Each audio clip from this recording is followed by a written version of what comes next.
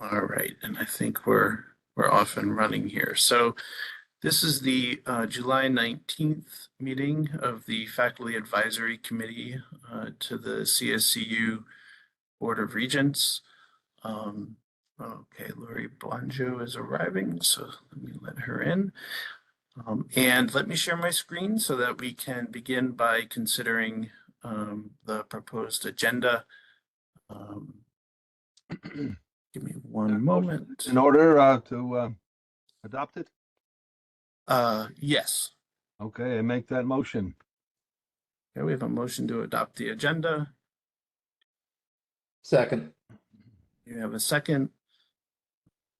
Any discussion?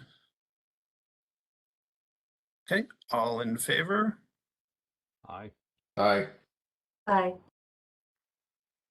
All opposed? Okay, and I don't, any abstentions? Okay, so we've adopted this agenda.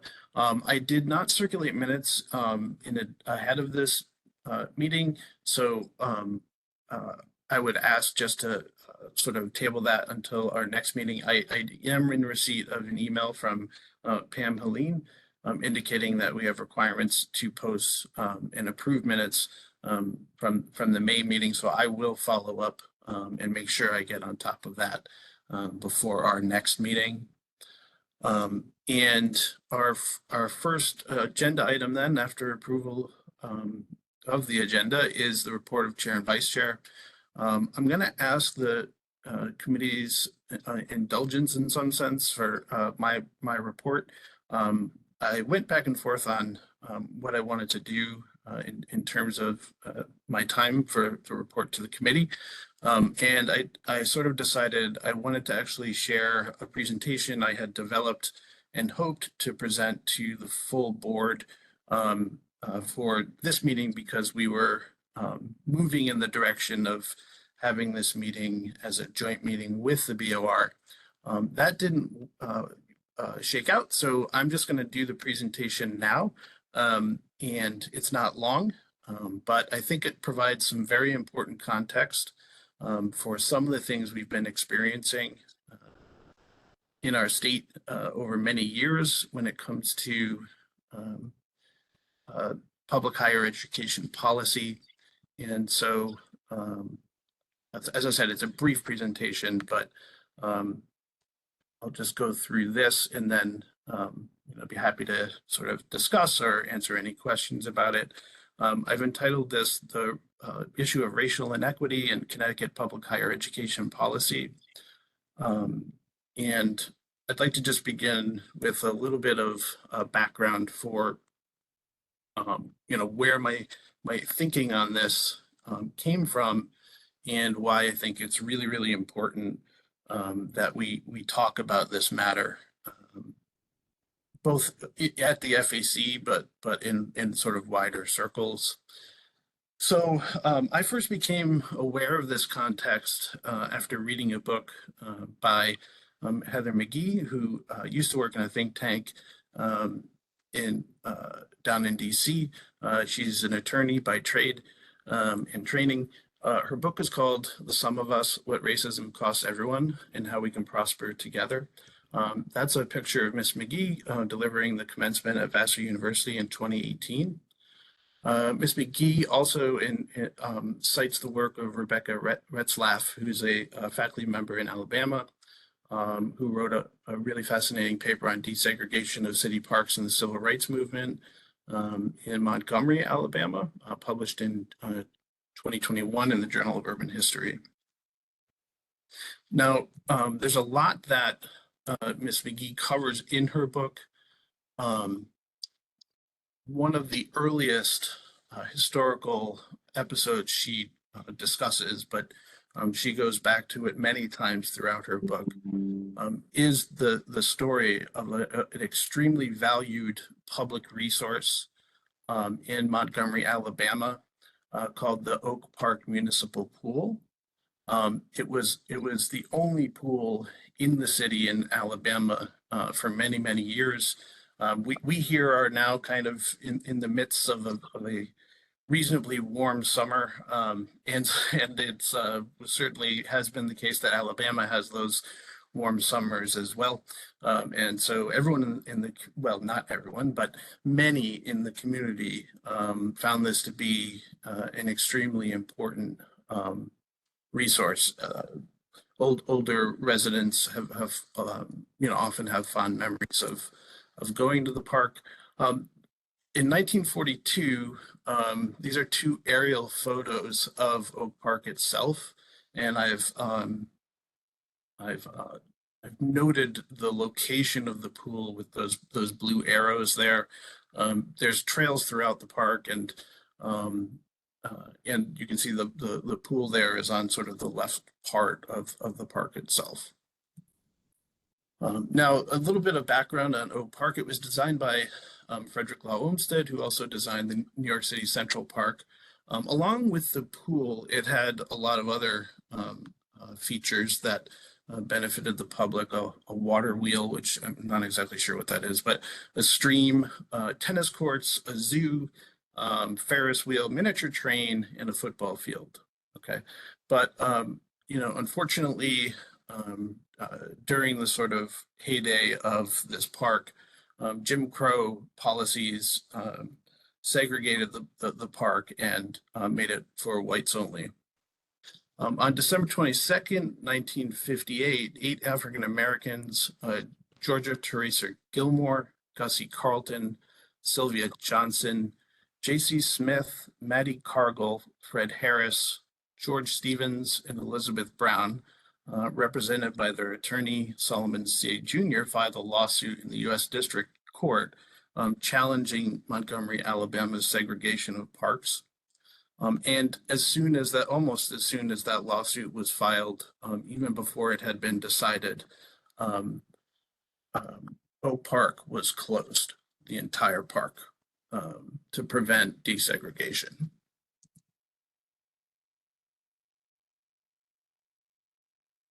So we can actually see the impact of that decision even today.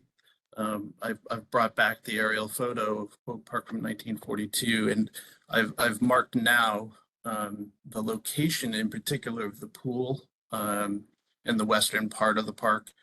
You'll also see that there's various sort of municipal infrastructure that has now sort of infringed upon the park. So it looks like there's some sort of vehicle depot in the northwest part of the park there, and then a bus depot on the southeast part of the park. But you'll notice that the pool now looks like it's just sort of dirt in essence. And that's actually because that's actually what it is. So in 1959, the pool was actually drained and filled with dirt. And so the lesson we learn here from Jim Crow, Alabama, is that when a valued and important public resource there was a prospect that that public resource might be accessed by people of color, that resource was lost. And McGee makes the point compellingly throughout her book that this is an aspect to racism in the United States, that everyone is harmed by racism because everyone in the community lost that park and that pool to fear of desegregation. Now, what is the connection to CSCU? Well, McGee actually provides it for us. In her book, she says, in the story of how America drained the pool of our public college system, racism is the uncredited actor. Okay, so like I said, I was going to present this to the regents, but I'll just present it to you. I was going to frame this as a quiz, and I was going to ask the regents, which of these figures do you think represents what's happening in CSCU? The orange line in both is maybe CT State, and the blue line may be CSU's. The left graph is credentials earned in both of those parts of our system, and it shows a 10 to 20% decrease since 2010 in credentials earned. Okay, and you know, if you read CT Mirror, for example, or Connecticut Insider media coverage of CSCU, or perhaps certain executive branch officials, communications officials, you know, they seem to describe something that looks like that left-hand side graph, right? A decrease, right? The right-hand side graph, though, that one shows an increase in credentials earned, right? So CT State, an increase of about 10% of credentials earned, and CSU's over 60% increase since 2010. So which is it, right? Public seems to think, we get a lot of comments that it's the one on the left. All right, so what's the answer? The answer is both. So the left-hand side graph is actually credentials earned among students who identify as white, and the right-hand side graph is credentials earned by students who identify as non-white. Okay, so what is happening at CSCU is in fact far more complex than a single measure might indicate, right? For certain demographics, achievement through our institutions is higher than it's been in at least a decade. Okay, it's not decreasing, it's increasing in importance. So I'm almost done. This graph here is one we don't talk about enough, I don't think. This is income inequality in our state. Connecticut is an outlier in terms of inequality. It's much higher than almost any other state of the 50. And it seems to be getting worse, income inequality. And so just to wrap up, part of this inequality is actually connected to race. So in 2022, Connecticut's median African-American household income was 40% less than white median income, and Hispanic household income was 43% less than white median income. And so when we observe what's happening in terms of achievement and the fact that from communities of color, achievement is actually increasing because of CSCU, right? What we see is that this is an important part of addressing this persistent problem and worsening problem in Connecticut of inequality, right? And we really need to value CSCU for that reason. In fact, defunding CSCU would halt the progress we're making, right? In terms of gains of achievement. Defunding CSCU short circuits the progress that higher educational achievement can help us make when it comes to the racial income gap in our state. Defunding CSCU looks a whole lot like shutting down a public resource, right?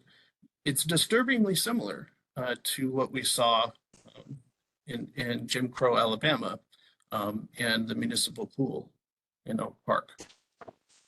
You know, Ibrahim Kendi, who's written on anti-racism, he points out that a policy is anti-racist if it reduces inequality outcomes by race.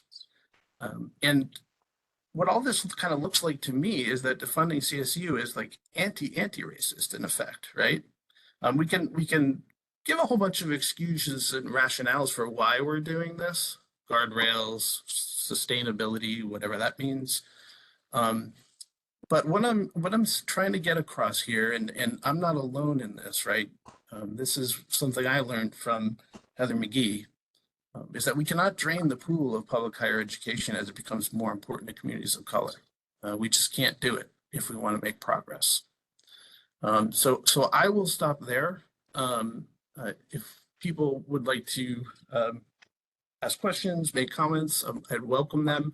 On the agenda is next the report from Kalina. So I'll stop sharing my screen. Andre, did you have something? Yeah, according to Kendi, you can only be just a racist or an anti-racist. So if it's not anti-racist, it is simply racist. So thank you, Andre. Double negative. It's just racist. Thank you, Andre. Keep it simple. Yeah. Thanks, Andre. Okay, so Kalina, did you have a report? Yeah, forgive me, a sort of brief and incomplete one, but yes.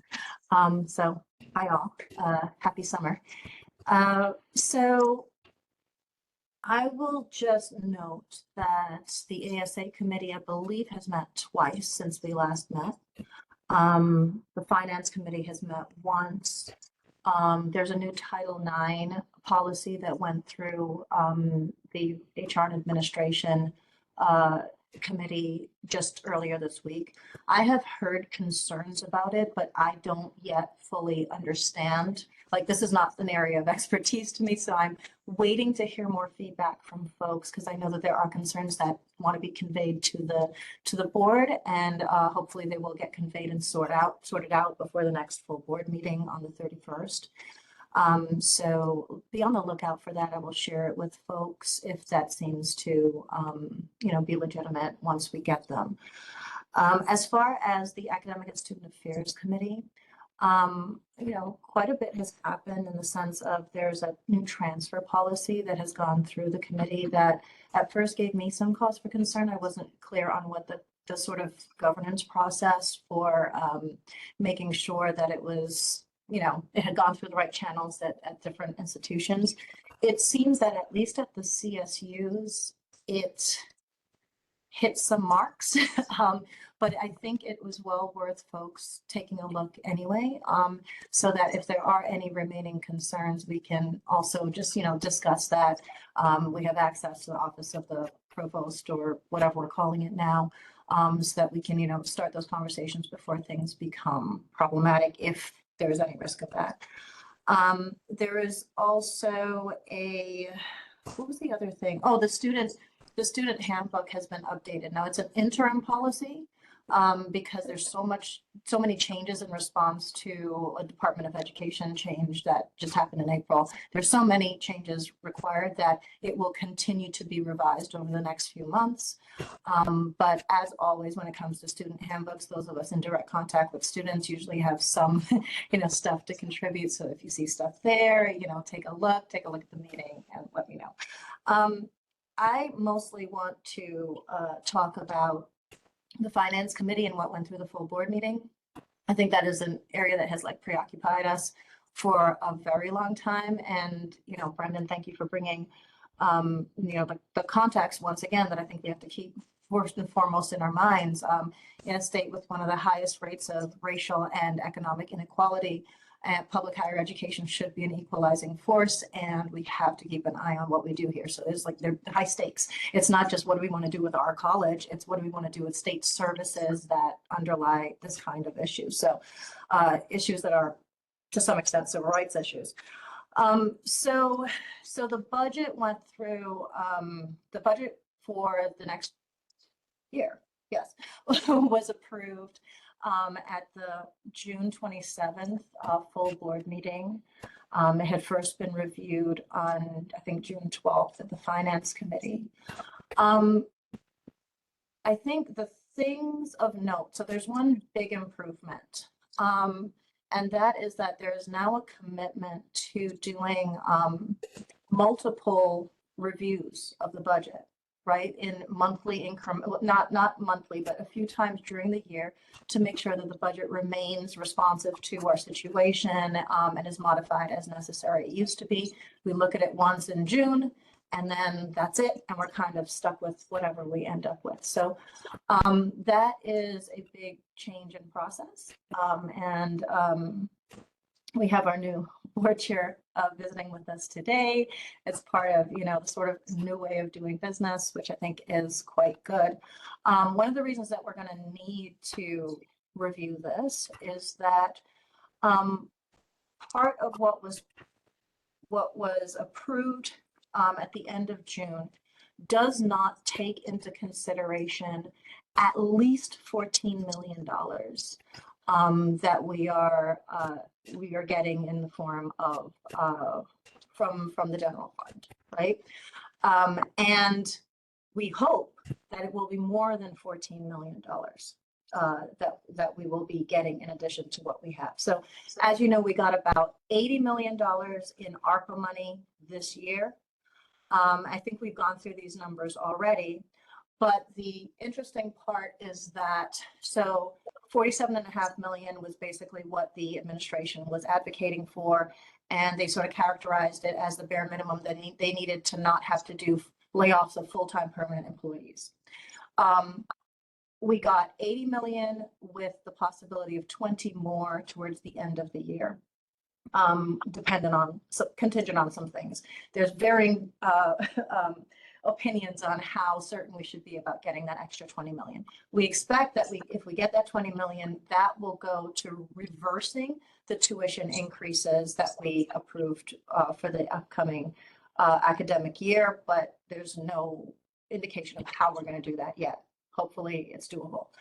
But that extra money, the difference between what they advocated for and what we actually got is $33 million, which just so happens to be the stated cost of the CBAC negotiated wage increases for this last year. Of that 33 million, 18 million is the cost of general funded employees, and 15 million is the cost of operating fund employees. Now, we are the only state agency that where the state does not just cover out of something called the RSA. I'd like the reserve salary something. I don't know what it stands for, but it's this fund that's run by the legislature. We're the only state agency where our wage increases aren't just automatically fully covered by that. As of maybe, I believe, I've been told it since the Malloy administration. I don't actually know when it started, but only the general funded employees get covered now. The cost of, so historically, since the Malloy administration, all of those employees, the cost of those wage increases always get covered. What happened after we got this one-time funding is that at first, OPM claimed that they were going to hold back the RSA funding that should have covered the general funded employees. That would be $18 million. There was some back and forth there. As you know, it was the legislature that bet on us this year, and it seems, legislative leadership kind of pushed back. And we got to a point finally, maybe a day before the finance committee meeting, where we were assured that we would get 14 million, not 18, but 14. So still diverging from the historical precedent. It was just a day's notice, so that 14 million does not show up anywhere in what was approved by the finance committee. However, when a couple weeks later we had the full board meeting, it still didn't show up anywhere in the spending plan. So I think it's going to be important that we have an open discussion. I mean, these are one-time funds that could have gone to anywhere else in the state, right? They went to us. We have a responsibility to use them well and for what these legislators intended.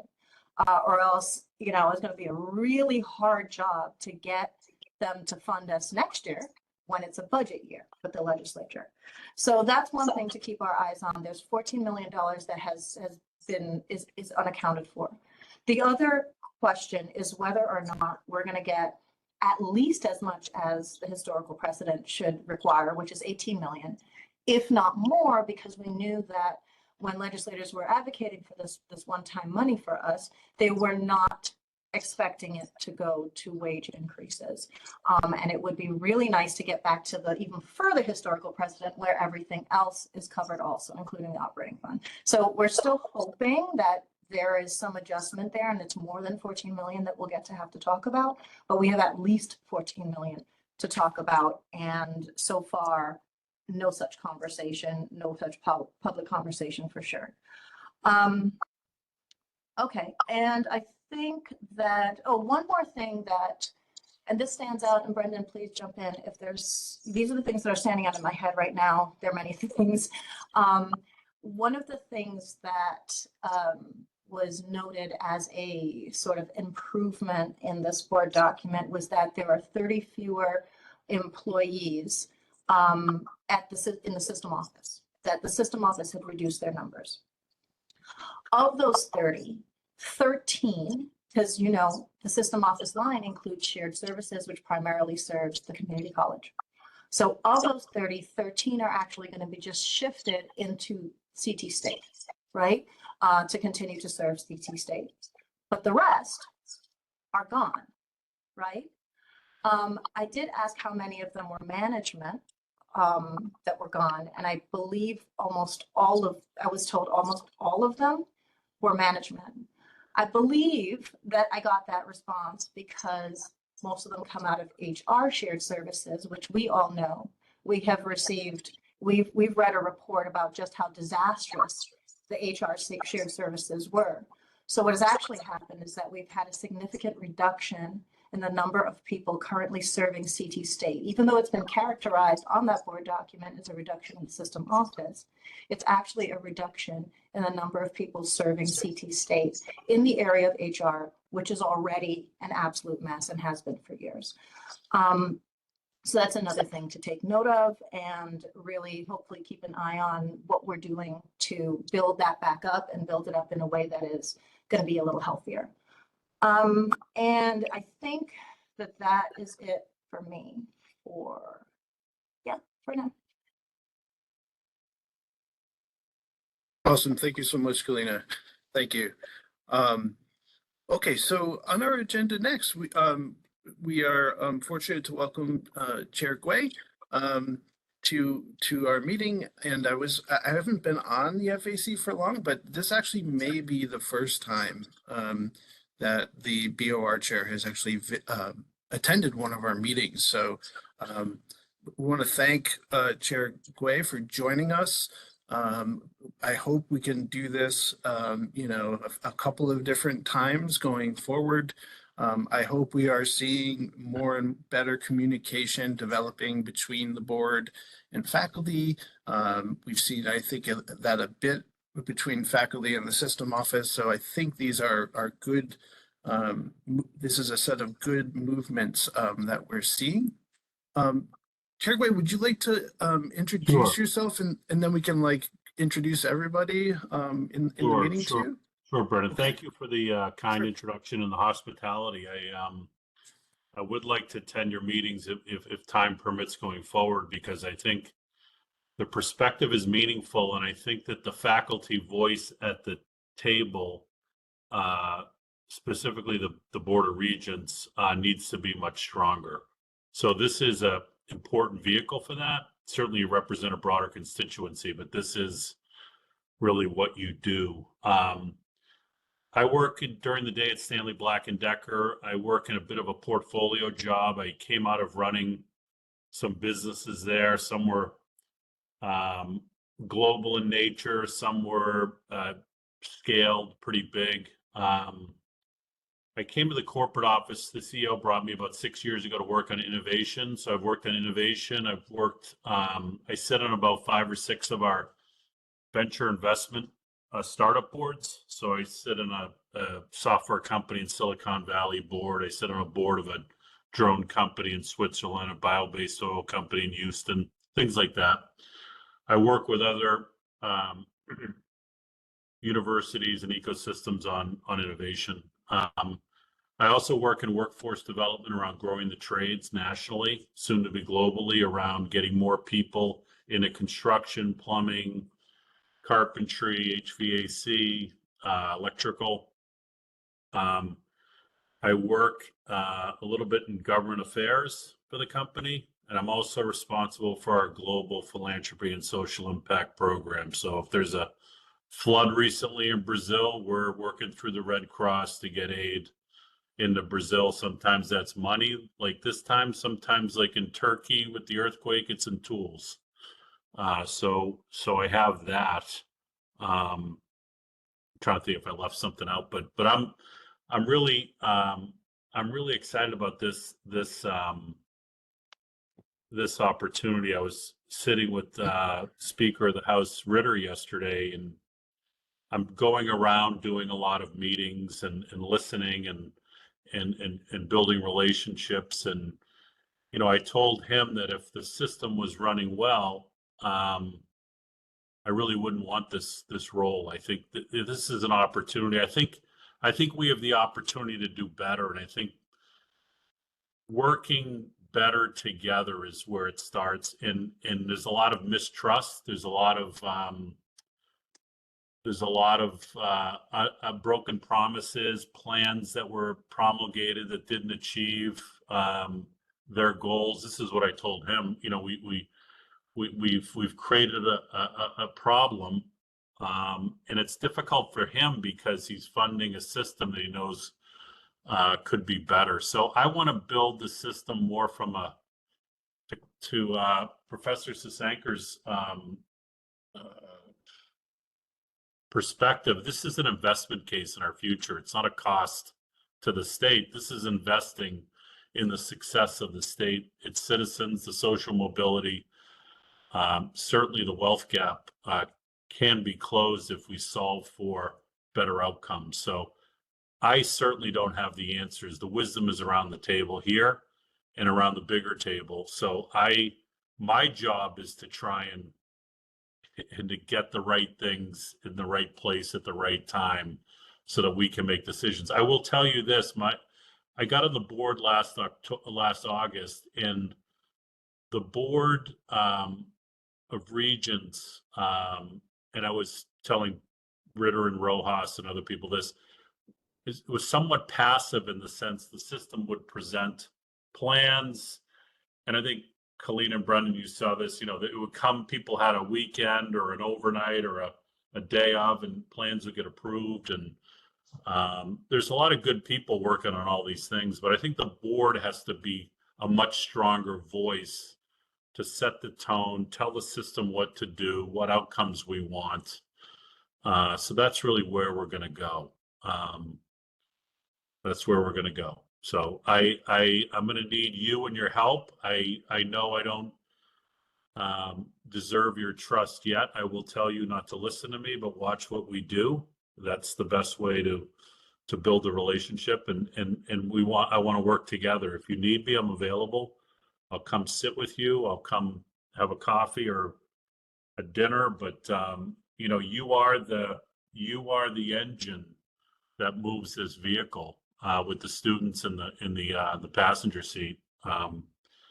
So the faculty is super critical for us to be successful. So I like the people I work with too. So we have a board. It was funny. When I was talking yesterday, I said the board is very good, but I feel it's really sub-optimized in many ways because it hasn't been as assertive as it needs to be with the legislature, with the governor, with the system of office, and all those things. And Speaker Ritter said it's an excellent board. To a person, it's all really good people. So he agreed. But anyways, that's what I'm thinking. Early innings, but we'll establish the tone early. But yeah, we want faculty closer and around the table more often. And then we have to set up a meeting, Brendan, with this group and the full board, which I want to do. And you tell me, and we can work on that agenda. I read through the general statute of that moment where I'm supposed to provide an agenda. We work on an agenda, but we'll go through that together when the timing's right. Probably after the summer, we should probably do that, and then set up the next one, because I think there's 2 a year with the full board is in the statute, and we're actually supposed to report back to the legislature. So that could be something we've missed too, but that could be a force function for us to behave a little stronger and better. So. Great. Thank you so much, Chair Guay. Thank you. And yeah, if I could just maybe go around, we can introduce the members of the committee, since we will be meeting again soon. So just get a sense of folks and where they are and their disciplines and that sort of thing. So Andre, would you like to start us off? I'm just going to go through the participant list here. Yeah, I'm Andre Bluszczynski. I teach economics at Tunxis, and right now, I guess I'm the senior most faculty at Tunxis. Everybody else is retired. Thank you, Andre. You look like you're in an Eastern European palace. Well, there's a lot more to talk about, but I don't want to take up time. Hopefully, I'll meet you in person one day soon. Love that. I was very actually, I was very happy to hear what you said. Okay. Yeah. And my job is to help you, help us, and you help Yeah, me help us. Right? that I like even more. You know, Yeah. I used to be in management too. I was management consultant for a while. So I learned one thing in a management class. I took a class for a whole semester. And it was a required course in management. I only learned one thing, and it was 2 sentences. Managers do things right, and leaders do the right thing. And for me, it was a real aha moment by saying managers do things right. It's really an execution, but leaders do the right thing. It's really on focus and mission and, impact, right? So, yeah, I used to teach those courses too. well, keep sharing what you do. Keep sharing that. Great, thank you, Andre. Dave Stoloff, would you like to introduce yourself? Have a chance. Dave's the alternate from Eastern, so he may be just tuning in rather than participating. Oh, maybe I'll come back to him if he jumps in. Diane Robinson. Hi, I'm Diane Robinson. I'm the Associate Director of the First Year Experience at Southern. I sit on this committee representing SWOF. I also teach our Inquiry 101 courses here and primarily focus on our first year student success. Thank you. I was on Wednesday. I had a tour and a visit with President Dwayne Smith, and I'd been there. I'd been on campus a couple times before.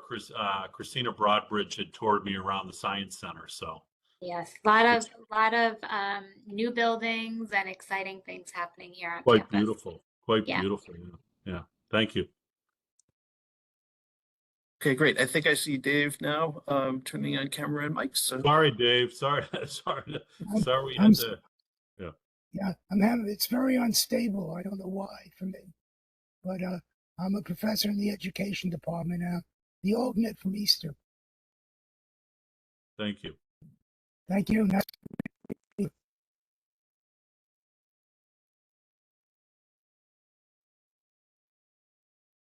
okay, he may have just frozen. So oh no, he's back.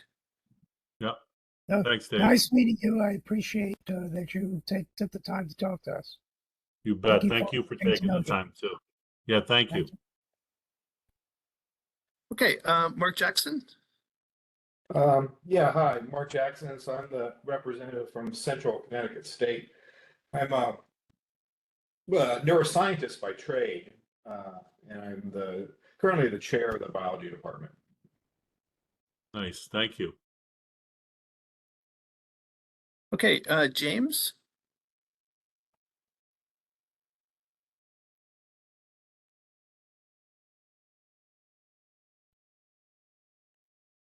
Muted.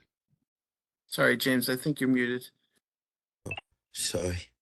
My name is James Chaddick, and I teach mathematics at City State at the Asnantok campus, and then I've been there for 5 years now. Thank you. Nice to meet you, James. Nice meeting you, sir. Okay, thanks, James. Lori.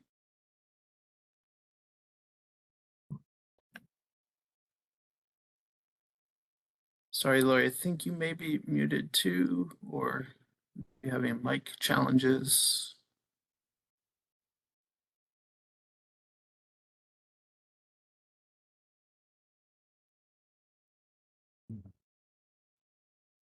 Okay. Still can't hear you, Lori. We'll follow up Lori's- again, Lori. Lori's at Southern.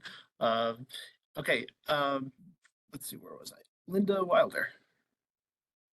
Hi, I'm Linda Wilder. I'm the administrative faculty representative for Charter Oak State College, and that's where I am the director of our prior learning assessment programs, a credit for prior learning programs. And you work with Ruth McDonald? Yes, yes. So Ruth had sent me an email this morning, last night, I think it was this morning, and wanted to meet and talk about some of their objectives. So I'm gonna set up a time to meet with Ruth, I think next week sometime. Ruth is great. She's a good example of our longtime faculty who believe in the things that my program does, which is they don't want students to have to sit in a class for something they already know. You know, let's let them take classes on other things. So we've got lots of ways to help them get credit. She's Great. Thank you. Thanks for being here. Thank you. Our former chair of the board, way back pre-pandemic, did actually used to attend the board meetings in person too. The one who was chair of the Science Center. And a Oh, chair. yeah. Matt Fleury. Yes, Matt, yes. I blanked on his name even though he's a Charter Oak alum.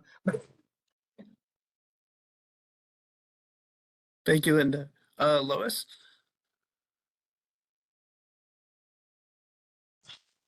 I'm Lois Amy. I'm the Director of Educational Technology at Norwalk, and I teach technical writing as an adjunct. I'm also the Secretary of the FAC.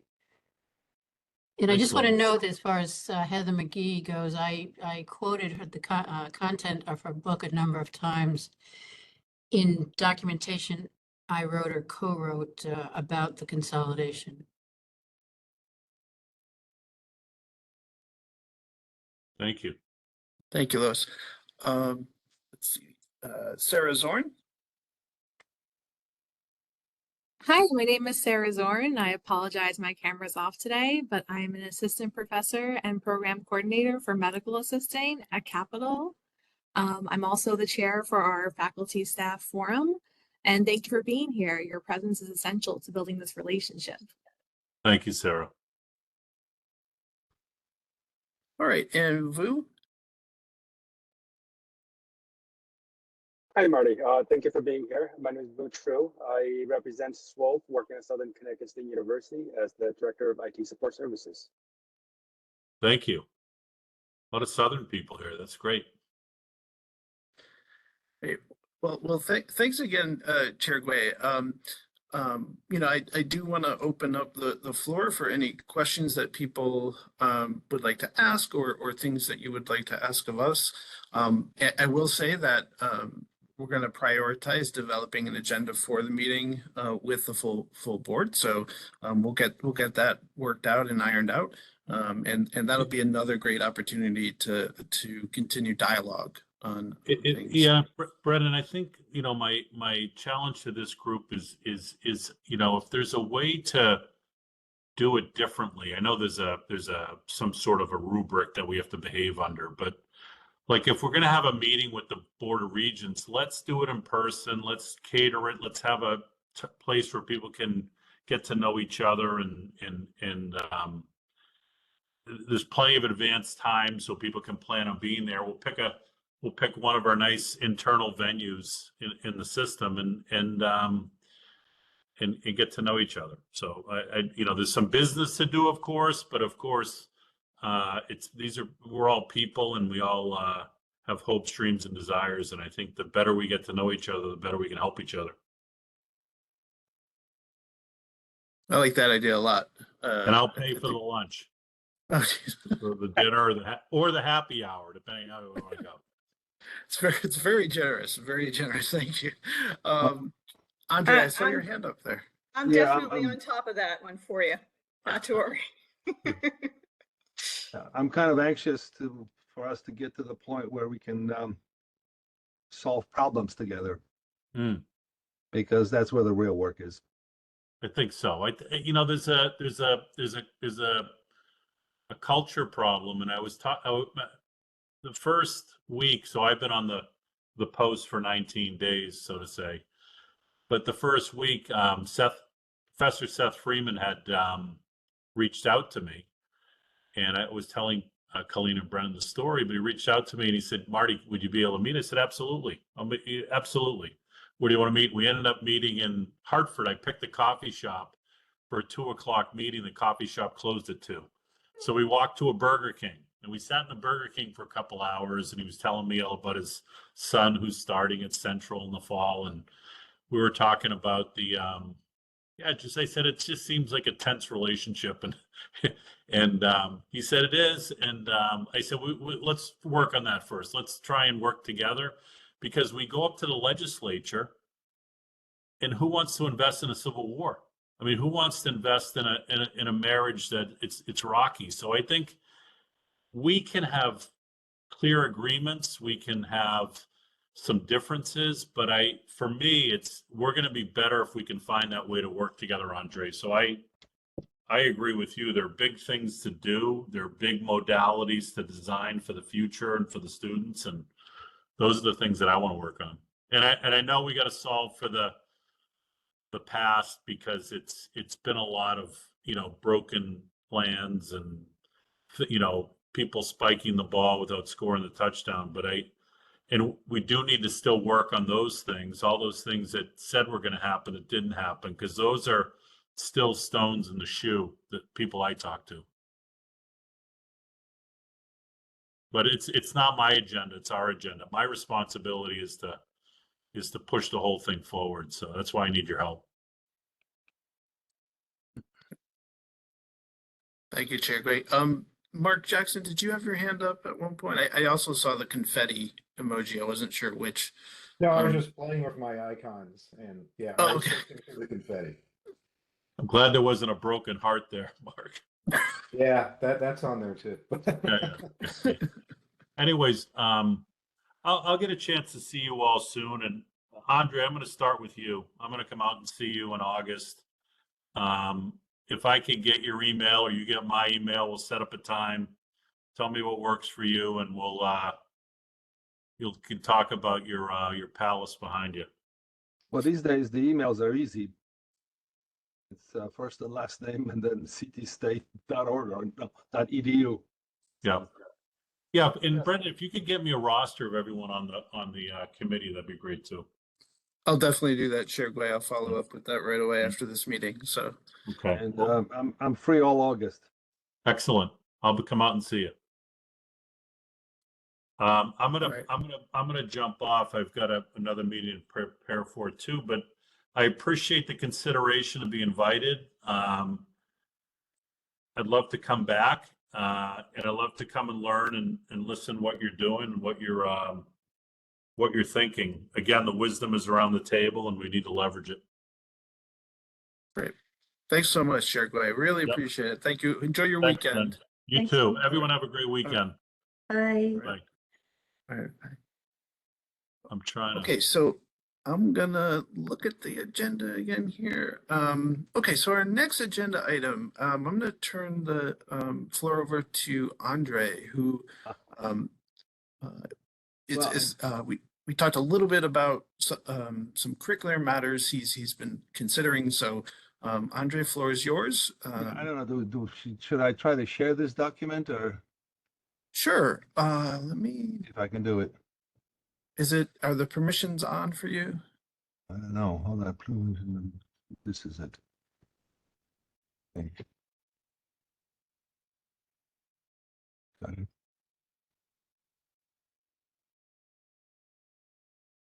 Okay. Share.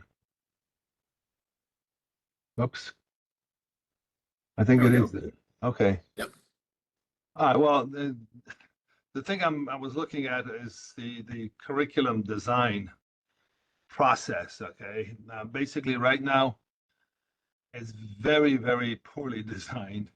It's next to impossible to figure out what's going on. Okay. There is a web page where all the proposals supposedly are, but the thing is, these are the proposals that have already gone through the discipline councils, and on top of that, you can't see all of them. You have to go through each discipline, each school, and click on that, and it's next to impossible to navigate the thing. I mean, it's just horrific. Okay. Also, there's no place where you can actually find the forms for making proposals. Okay. The only thing you do is take a proposal that's already been made and take out all the other stuff. And I mean, it's a horror show. It's basically, there is no transparency. Another thing, I mean, basically, there is a rule for state agencies that meetings ought to be open. Well, That's not true. Only some people get invited. Everybody else, the best they can do is when they're asked for their feedback, and then they have to fill out a form. I mean, it is a process that's designed to prevent faculty and anybody from participating. Okay, I mean, it's just horror show. Okay, so what I'm doing is making some suggestions. Okay, the beginning to make some suggestions. One is, and this is on this page. Let me move it up. Okay. The hell is this? Okay, so first of all, try to make the thing more transparent and accessible. First of all, put all the proposals in one website that you can access, and then it's just a question of how to access the specifics. Okay, so you can have a menu on one side where you have all the various schools and disciplines, so you can find the thing you're specifically interested in.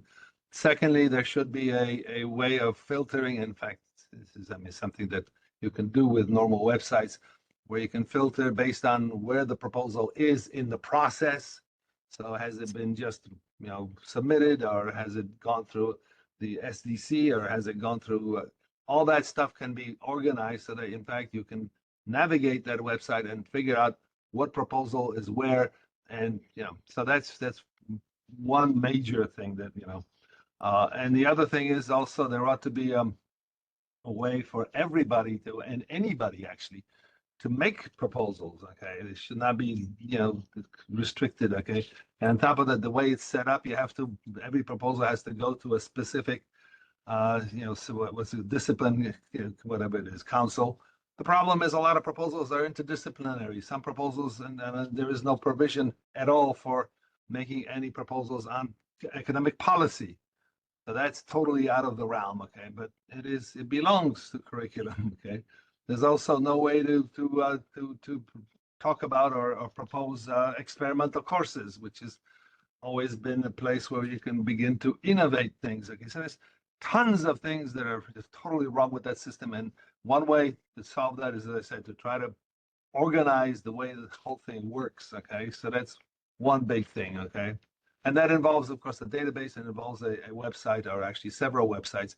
You also need to have places there where you can get all the forms. Okay, and if you want to make any proposal. The second thing on this next page has to do with too far. Here we go. The domain of all the proposals. Again, academic policies are not included, experimental courses not included, or proposals to change the process are also not included. So there's no way to make those kinds of proposals. Okay, and then on top of that, there are seems to be two forms that are being operated or used. One is for courses, the other one is for programs. But the point is that within that classification, there's a hell of a lot of other stuff that happens. And just to give you a notion, okay, this is now, by the way, this set of types of proposals is based on what we used to do with the community college system. Okay, we had all these kinds of possible proposals, and we need to, in fact, have a slightly different information is required for most of these. Okay, so this is something that can be, how should I put it, improved if we understood what we're trying to do. Okay, now the other thing is, so this has to do with the overall process and how it's done. But the other thing is also in terms of, if you read the proposals, if you open up any of these documents, you got to go through tons of pages to figure out what the hell the thing is about. Okay, it's incredibly inefficient. Okay, so the proposal forms have to be redesigned, from the ground up. I mean, what it is just a horror show. Again, so number one, on the first page, you should understand what kind of proposal it is, what it pertains to, a course, a program, which course, which program, and what kind of changes are, we're talking about. We're talking about terminating something, or we're talking about modifying, and we're talking about, and of course, with the modification and with programs, there's not just programs, there's also options, there's certificates. All that stuff needs to be visible on the first page, and in fact, a summary of what the actual proposal is. Okay, so that all you have to do is read the first page to understand what the whole thing is about. And that is not at all impossible. It's quite doable. It's just has to be redesigned. Okay, The second page should have all the signatures. In other words, which things, which bodies have already approved it or didn't approve it, or in fact, that's the other thing. There ought to be some definition of the domain of the kinds of decisions or actions that can be taken. You can approve, you can disapprove, you can just agree to forward without approving. You could, there's several things that you can approve with amendments. So there's so that you understand what the process has been. Okay, and again, on the second page, you should be able to figure all that stuff out with any kind of proposal.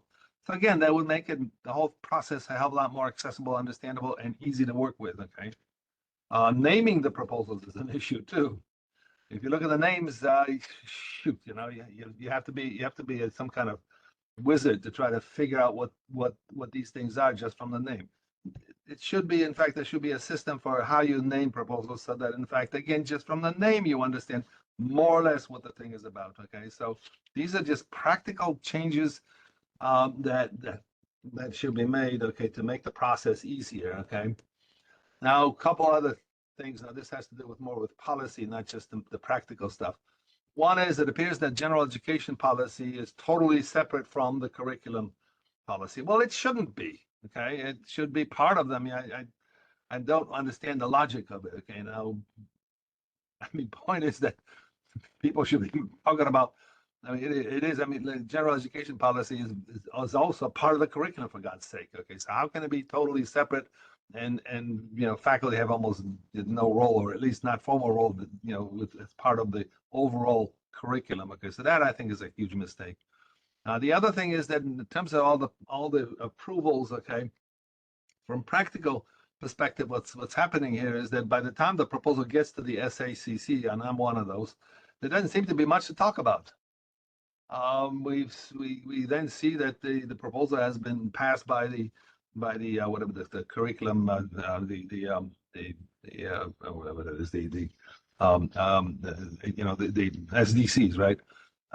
And again, so I'm not sure that the SACC, because the SDCs already take care of all disciplines as well as programs. Okay, so do we really need to have the overall school approve the thing? I think we can actually possibly take that out, and anything that can shorten the approval process, it would be a very welcome thing. So we ought to consider taking the SACC out of the loop, okay, of proposals. Then curriculum Congress and the Senate. I'm not sure I understand why this line of demarcation is drawn between them, so that the Senate is not allowed to consider any curriculum issues.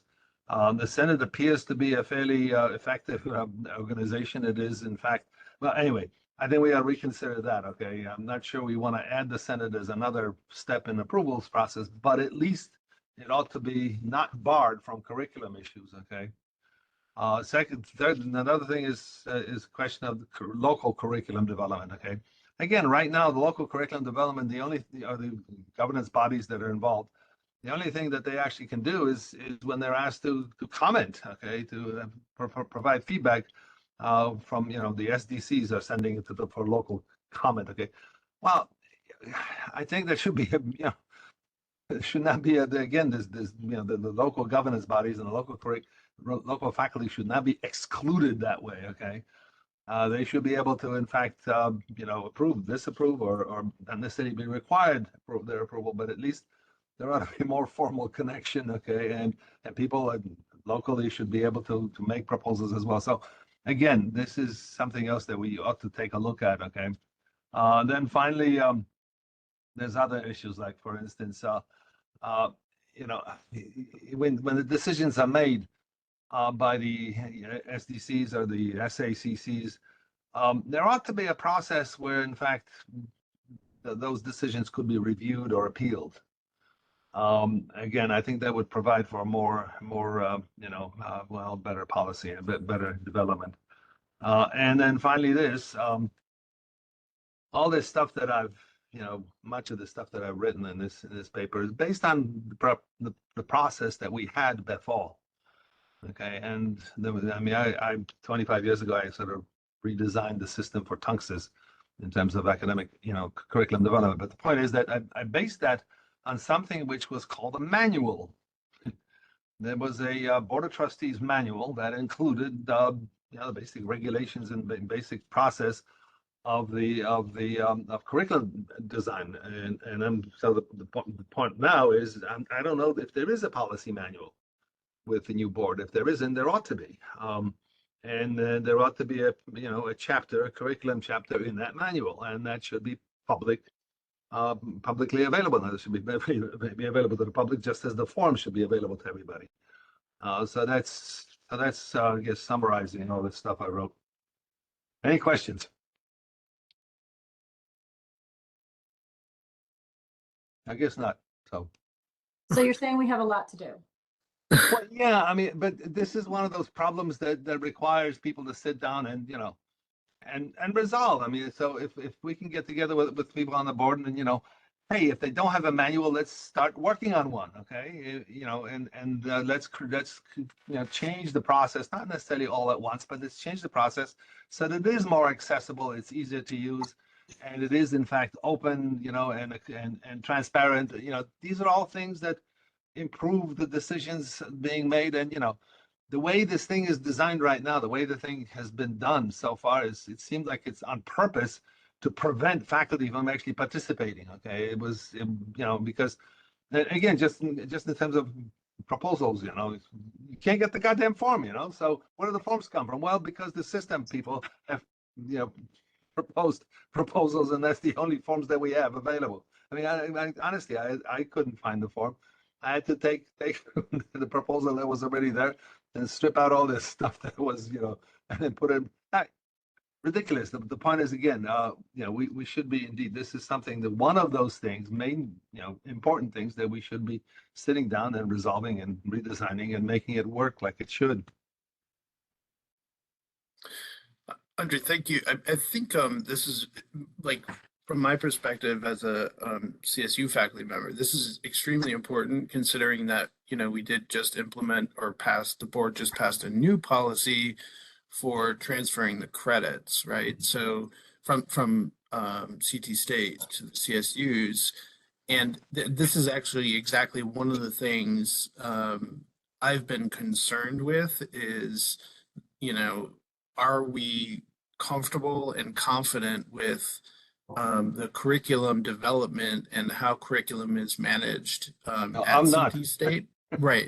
Right, because that's very concerning for CSU faculty, because then in essence we're importing those concerns onto our campuses through this transfer policy. So it matters to everybody. And what I'm kind of trying to work out is, how can the FAC best help or contribute to improving the process at CT State? Should your suggestions, or have they gone to the Curriculum Congress or management at CT State? Like, where are you in the process? I did send them to our CEO at Tunxus, but that's about, and I sent it to the FAC. But I didn't go beyond that because I'm not sure I should, but yeah, that's something we should indeed approach. Certainly the board, for crying out loud. I mean, if they're interested in working with us, this would be a great thing to start with. By the way, in terms of transferability, and one of my pet peeves is the fact that during this consolidation, they changed the prerequisites for economics courses. They used to have a prerequisite of somebody being ready for college level math. That's gone. Now, how the hell do you teach economics without any math? I mean, if somebody can't divide 3 apples among 2 friends, I mean, I don't use a hell of a lot of math, but I use some. I actually put equations in there sometimes. I don't want students to freeze because they never seen one. But that is, in fact, what happens when you have absolutely no prerequisites. So yeah, it's an issue. Pam, you have your hand up there? I do. Thank you, Brendan. Andre, thank you for the presentation. I would strongly suggest that if we could take a look at separating issues of process from issues of policy. The process and the procedures of how a document would come through curriculum is actually an institution. It would be CT State or in collaboration between CT State and the universities. The board would not weigh in on how the institutions and the presidents and the provosts of the institutions, how they would actually get the work done. If there were policy issues, the board would absolutely be ready to weigh in on those. But forms and how they're formatted and which parts of governance, those are decisions that are made at the institution level. Well, the policy issues are there too. For one thing, And I would suggest that if the process can be improved and it does impact or require a change to the policy, the board would absolutely step in and assist. well, the first change that has to be considered is that, in fact, the curriculum development should, in fact, also encompass questions of academic policy. So that's a policy question, okay? So, and there's more, but also the changing the structure of the whole governance process. So However you choose to approach this, I just want to make sure that the difference between process and procedure and forms and how the work actually gets done is very different from the policy impact, and that is the policy is a side that the board would assist with. Okay. That's it. Thank you. Thank you. Great, thank you, Pam. Okay, so I didn't see any more hands on this. Did you, Andre, did you want to, I didn't see it like any kind of motion or anything that the FAC would necessarily endorse, or did you want to make this a motion? The first thing is to maybe take this paper that I wrote, and if I don't know if it's been made available to everybody or not on the committee.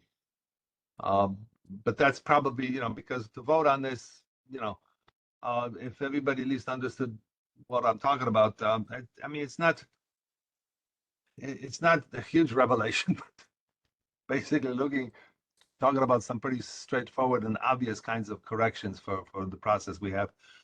So if we could just disseminate it, and maybe at next meeting we can talk about, okay, so how do we go from here? Okay, I think ultimately this is a lot of work that has to be done by a few people that can redesign the thing and make proposals, specific proposals, and then hopefully the administration will be amenable to consider these changes. Okay, that's great. Yeah, I can circulate it to the members, and we can start there. I do like that plan for process. Pam, did you have your hand up there? Just a question of information on the CT State side. Does CT State have a new provost yet, or is Karen Hynek still interim? I'm sorry, I don't follow those things because they change so often. I believe Hynek's still interim. So you might have an open, willing, with a change of administration with the provost, just as we do with the board. That would be might nice. be an open and willing ear to hear your suggested changes. That would be nice. Very good. Thank you. Thank you. Okay, good. Thank you so much, Andre. I do think these are extremely important matters. I think it's hard enough to innovate on curriculum, just in terms of creativity and developing new courses, developing new programs, and if there's sand under those wheels, that can actually slow things down. I've done a lot of curriculum development, so and making the process easier is terribly important and more accessible, more easier to understand and follow and participate. Great, cool. All right, good. So yeah, so I look in your email, everybody. I will circulate Andre's document, and we'll have this on the agenda for our next meeting as well. Let's see, and the next few items on the agenda. The fiscal year 25 budget, the credit transfer policy, and then Title IX. We have actually touched upon many of those topics already. I thank Kalina because she really, from my perspective, covered the important matters there that the committee needs to consider. I do just want to mention also, in addition, that in terms of the fiscal year 25 budget, I think the thing that we really need to start to discuss is the idea, the fundamental idea behind public higher education, which is that, as a state, we sort of leverage the entire community in order to provide the resources for the students to gain access to what we offer, right? That's the underlying premise, one of the underlying premises of public higher education. And as Kalina mentioned, if we're in this situation in which we're foisting more and more of those costs onto the students themselves, we're actually kind of unwinding the underlying notion of public higher education. And we really need to resist that as much as possible, because the cost to individuals of higher education is a major problem throughout the country and including Connecticut. So what we're seeing in terms of the RSA and those public funds potentially being withdrawn from our campuses, that is antithetical to this notion that the state will, as a whole, the community will bring resources to bear to provide more access to public higher education. So I think that's a critical issue, and I do think we need to have conversations about the $14 million that Kalina mentioned. There's free funds flowing around out there that I have yet to hear the plan for how those funds will be used. I have heard one plan, which involves essentially piling them up as cash in reserves. I personally am strongly opposed to that. I've been spending some time looking at iPads, which will provide us with data about how reserves are held by public higher education institutions. And I will provide you with a preview, which is that CSCU, or I should say the CSUs at least, have a fairly high level of cash reserves per student relative to what the data suggests out of the U.S. Department of Education. There may be guidelines out there about what we should be doing, but it doesn't look like many public universities are actually doing that. So hopefully we will have those conversations soon, and hopefully we will get to a situation where our students are finding more services and more affordability as a consequence of those funds. Turning to the transfer policy, I think we have spent a bit of time talking about that as well. On Title IX, I will mention there is a new policy that is sort of winding its way through the subcommittees of the board. I believe the HR subcommittee has already looked at it, I want to say on Wednesday. And there's a special meeting coming up in which there'll be a discussion of this new Title IX policy and possibly approval of it by the board as a whole. I spent a little time looking at it myself, but I'll confess that I don't have a whole lot of context for what a strong Title IX policy looks like.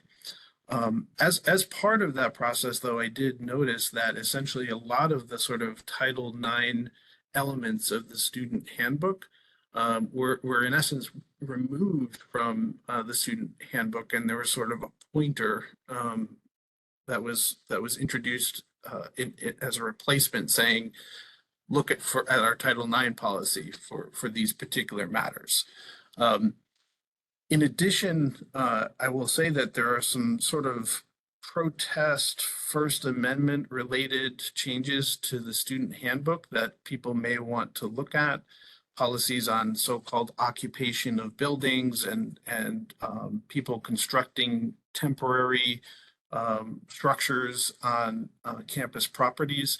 So you may want to look at those policies as well, because they could potentially be very important to students if they find themselves in a situation in which they need to express certain opinions about certain matters. So so that's what I have on those things. I'd like to open up the floor too if people have already looked at these materials, have questions, comments, things they'd like to add to the discussion.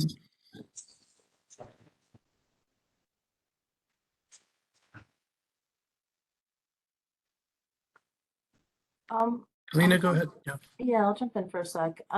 Just want to just to expand a little bit on, you said you think it's a bad idea for them to sit on this money, and that was expressed once that might be the choice that they're making. I think it's beyond an opinion. It would be a betrayal of literally everybody in the state to do that. This is ARPA money. It's one-time money.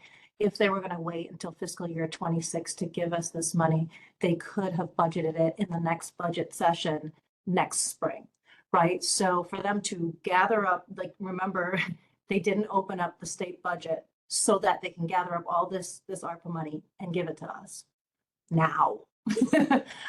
Now. They could have given it to someone else who would spend it, most likely on services that benefit our students, because our students need, right? So many other things. There's transportation, there's so many other things.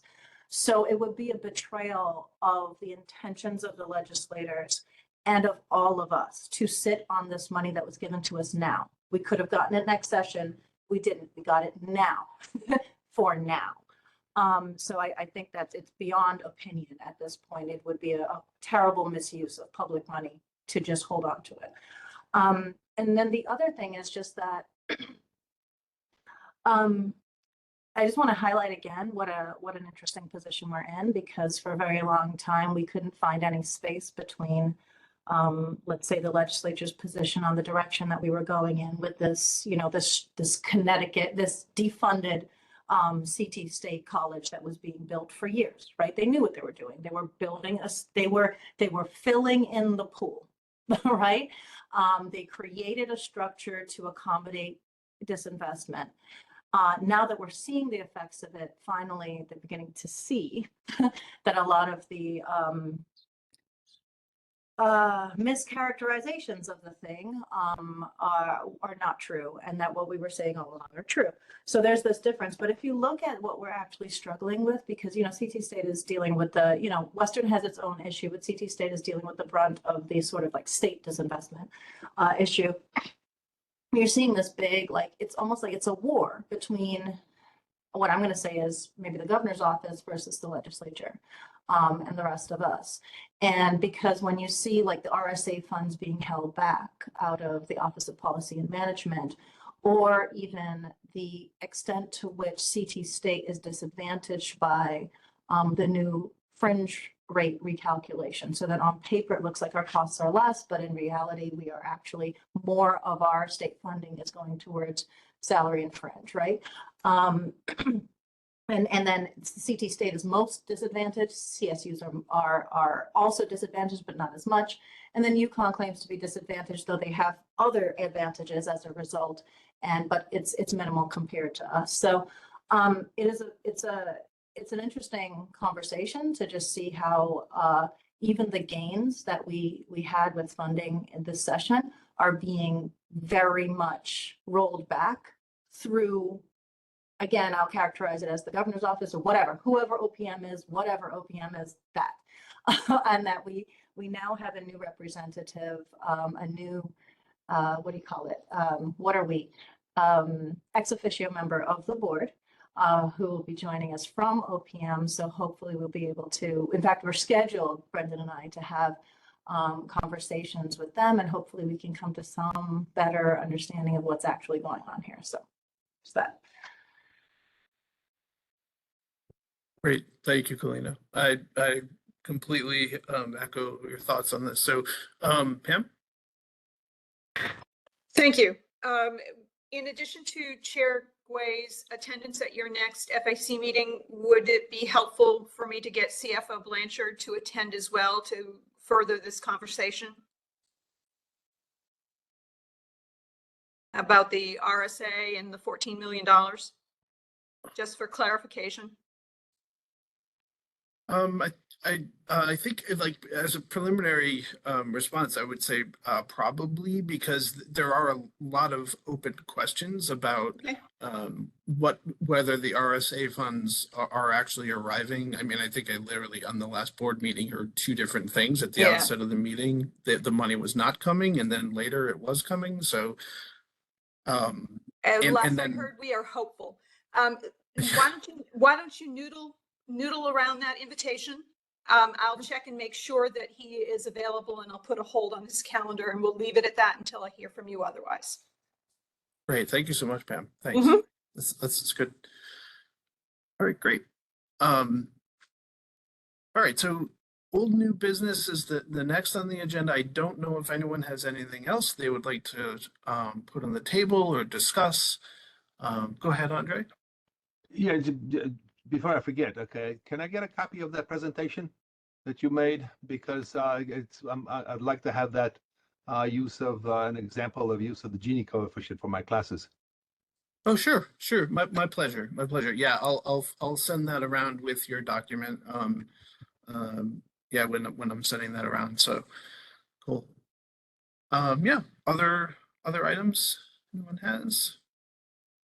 Okay, I guess we can entertain a motion to adjourn then, and look forward to a nice summer weekend. All right. Seconded maybe by Mark Jackson there. So thank you, everybody. I'm going to stop the recording. I hope you have a great weekend and enjoy some of this summer weather. And we will see you at the next meeting. Thank you. Bye.